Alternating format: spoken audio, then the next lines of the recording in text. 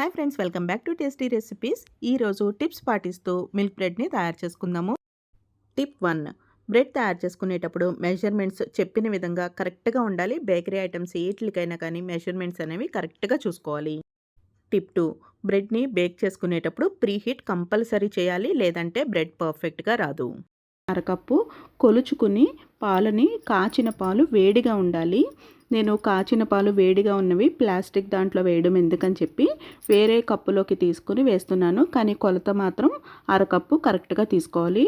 దానికి 2 టీ స్పూన్లు పంచదార వేసుకుని కరిగించుకోవాలి. పాలు బాగా వేడిగా ఉన్నవి తీసుకుంటాం కాబట్టి పంచదారని కరిగించేటప్పటికి మనకి పాలు గోరువెచ్చగా అవుతాయి. పాలు గోరువెచ్చగా ఉన్నాయో లేవో ఇలా వేలు పెట్టుకుని చెక్ చేసుకోవాలండి. పాలు మరీ వేడిగా ఉన్నా, అస్సలు వేడిగా లేకపోయినా కానీ బ్రెడ్ సరిగ్గా రాదు. ఇప్పుడు దీనిలోకి 1.5 టీ స్పూను ఈస్ట్ వేసుకోవాలి. డ్రై ఈస్ట్ అని మనకి మార్కెట్లో దొరుకుతుంది. బ్రెడ్ తయారు చేసుకోవడానికి ఈ ఒక్క డ్రై ఈస్ట్ ఉంటే మనకి మిగిలినవన్నీ కూడా ఇంట్లో ఉండే ఇంగ్రీడియంట్సే యూస్ చేస్తాము. ఇప్పుడు ఒకసారి ఈ ఈస్ట్ పాలలో కలిసేలాగా స్పూన్తో కలుపుకొని తర్వాత మూత పెట్టుకుని ఒక 10 నిమిషాలు పక్కన ఉంచుకోవాలి. 10 నిమిషాల తర్వాత మూత తీసి చూస్తే ఈస్ట్ అంతా కూడా పులిసినట్టుగా అవుతుంది. మనకి పెరుగు బయట అంటే ఫ్రిడ్జ్లో పెట్టకుండా బయట ఉంచేసామనుకోండి, ఒక 2 రోజులు ఉంచేస్తే పులిసిపోయినట్టుగా వచ్చేస్తుంది కదా, అదేవిధంగా ఈ ఈస్ట్ కూడా పులిసిపోతుంది. మూత తీసుకున్న తర్వాత ఒకసారి బాగా ఇలా స్పూన్తో మళ్ళీ కలుపుకోవాలి. ఇలా కలుపుకున్న తర్వాత పక్కన పెట్టుకుని ఒక పెద్ద బౌల్ తీసుకోవాలి. అంటే మనం తయారు చేసుకున్నప్పుడు చేత్తో కలుపుకోవడానికి లేదంటే స్పూన్తో కలపడానికి వీలుగా ఉండే విధంగా తీసుకోవాలి. మనం పిండి తీసుకున్నప్పుడు చిన్న బౌల్ అనుకోండి, పక్కకంతా కూడా పడిపోతూ ఉంటుంది. ఇప్పుడు ఈ బౌల్లోకి 1/2 కేజీ అంటే 250 గ్రాములు మైదా పిండిని తీసుకోవాలి. ఇంకా 1/2 కప్పు పాల పొడి తీసుకోవాలి. మిల్క్ పౌడర్ అని మనకి మార్కెట్లో దొరుకుతుందండి. ఇంకా దీనిలోకి రుచికి సరిపడా ఉప్పు వేసుకోవాలి. అంటే 1 టీ స్పూన్ వరకు ఉప్పు సరిపోతుంది. ఇప్పుడు ఒకసారి స్పూన్తో బాగా కలిపేసుకుని ఈస్ట్ని ప్రిపేర్ చేసుకున్నాం కదా, పాలల్లో కలుపుకుని దాన్ని కూడా ఈ పిండిలో వేసుకుని కలిపేసుకోవాలి. ఈ ఈస్ట్ అంతా కూడా ఈ పిండిలోకి కలిసేలాగా ఇలా స్పూన్తో కలిపేసుకోవాలి. ఆ తర్వాత కాచి చల్లార్చిన పాలని కొంచెం కొంచెంగా వేసుకుంటూ పిండిని కలుపుకోవాలి. పాలు ఇంత క్వాంటిటీ అని కొలత ఏమీ అవసరం లేదండి. మనకి పిండి కన్సిస్టెన్సీ మరీ గట్టిగా కాకుండా అలాని మరీ పలచగా కాకుండా ఉండాలి. పిండి కన్సిస్టెన్సీ ఈ విధంగా ఉండాలండి. ఒకసారి వేలు పెట్టి చెక్ చేస్తే మనకి పిండి చేతికి అంటుకుంటూ ఉండాలి. ఇప్పుడు కొంచెం కొంచెంగా నెయ్యి కానీ, వెన్న కానీ, నూనె కానీ వేసుకుంటూ చేత్తో కలుపుకోవాలి. నూనె లేదంటే నెయ్యి వేసుకునేటప్పుడు ఇంత క్వాంటిటీ అనే అవసరం లేదండి. చేతికి మనకి అంటుకోకుండా ఉండడం కోసం ఒక 3-4 టీ స్పూన్ల వరకు వేసుకుంటే సరిపోతుంది. పిండి కన్సిస్టెన్సీ ఈ విధంగా ఉంటుందండి. మనకి మరీ పల్చగా కాకుండా అలానే మరీ గట్టిగా కాకుండా, అంటే చపాతీ ముద్దలాగా గట్టిగా కాకుండా ఉంటుంది.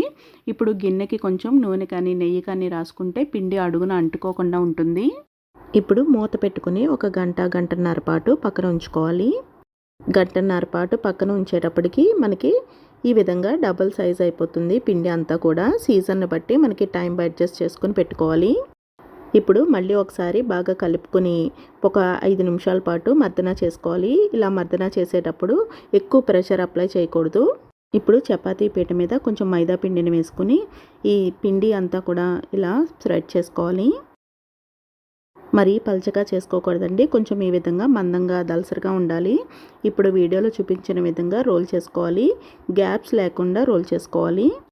ఈ విధంగా రోల్ చేసుకున్న తర్వాత చివర్లా ఇంకా మధ్యలో అది కూడా ఏమైనా గ్యాప్స్ ఉంటే కూడా ఇలా ప్రెస్ చేసుకుంటూ ఫిల్ చేసేసుకోవాలి. ఇప్పుడు మనం తీసుకున్న మౌల్డ్ని బట్టి మనం దీన్ని అందులో పెట్టుకోవాలి. నేను చిన్న సైజ్ మౌల్డ్ తీసుకున్నానండి, అందుకని ఈ పిండిని 2 భాగాలుగా చేసుకుంటున్నాను. ఇప్పుడు ఈ బ్రెడ్ మౌల్డ్కి నూనె కానీ నెయ్యి కానీ అప్లై చేసుకుని ఈ విధంగా అడ్జస్ట్ చేసుకోవాలి. పిండిని మౌల్డ్లో పెట్టిన తర్వాత చుట్టూ అంతా కూడా మొత్తం ఫిల్ అయిందో లేదో చెక్ చేసుకోవాలి. అలాగే ప్రెస్ చేసుకునేటప్పుడు బాగా తక్కువ ప్రెషర్ ఇచ్చుకుని ప్రెస్ చేసుకోవాలి. ఇప్పుడు ఈ బ్రెడ్ మౌల్డ్ మీద మూత పెట్టుకుని గంట పాటు పక్కన ఉంచుకుంటే మనకి మళ్ళీ పిండి డబల్ అవుతుంది. ప్రీ హీట్ చేసుకోకుండా మనం డైరెక్ట్గా పెట్టుకున్నాము అంటే బ్రెడ్ సరిగ్గా రాదండి. ఇప్పుడు ప్రీ హీట్ అయిన దాని మీద ఇలా పెట్టుకోవాలి. ఇప్పుడు బ్రెడ్ మౌల్డ్ని పెట్టుకుని మూత పెట్టుకుని ఉడికించుకోవాలి. మూత పెట్టినప్పుడు కుక్కర్కి ఎప్పుడూ కూడా విజిల్ పెట్టకూడదు, అలాగే గ్యాస్ కట్ కూడా పెట్టకూడదు. స్టవ్ని మీడియం ఫ్లేమ్లో పెట్టుకుని 25 నుంచి 35 నిమిషాల పాటు బేక్ చేసుకోవాలి. 25 నిమిషాలు మనం ఉడికించుకున్న తర్వాత ఒకసారి మూత తీసుకుని చెక్ చేసుకోవాలి. చూస్తుంటేనే తెలిసిపోతుంది కదండి మనకి బ్రెడ్ చక్కగా ఉడికిపోయింది, అంటే బేక్ అయిపోయింది. ఇప్పుడు తయారైన బ్రెడ్ని వేరే ప్లేట్లోకి డిమోల్డ్ చేసేసుకోవాలి. చూసారు కదండి, బేకరీ స్టైల్లో పర్ఫెక్ట్గా మిల్క్ బ్రెడ్ రెడీ అయిపోయింది. ఇలా వేడిగా ఉన్న బ్రెడ్ని ఇలానే ఉంచేసాము అంటే బ్రెడ్ గట్టి పడిపోయినట్టుగా అయిపోతుంది. అందుకని ఒక తడి క్లాత్ ఏమన్నా చుట్టుపెట్టి పెట్టాము అంటే ఒక 10 నిమిషాల పాటు మనకి బ్రెడ్ చాలా మెత్తగా వస్తుంది.